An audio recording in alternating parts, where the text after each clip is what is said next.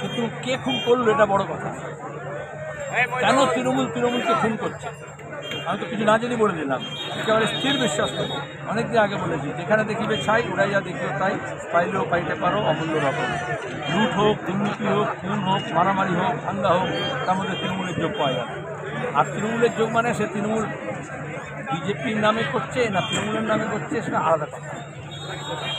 এরা এই মালদা মুর্শিদাবাদে এই যে পুরোপুরি যারা তৃণমূল করছে, দেখবে এদের মধ্যে একটা বড় অংশ অন্য দল থেকে শুভেন্দুর হাত ধরে এসছে, নাহলে মুকুল রায়ের হাত ধরে এসছে, এবং তারপর আবার একে অপরের হাত ধরে অন্য দলে চলে যাচ্ছে। এদের কোনো নীতি নেই, নীতির কোনো বালাই নেই। এটা লুটের দরকার, মারামারি করছে। পুলিশকে বলবো, যারা এত নজরদারি করছে, নাকি কড়াকড়ি করছে, তখন তৃণমূলকে পুড়িয়ে তারপরে মমতা হলো সমস্ত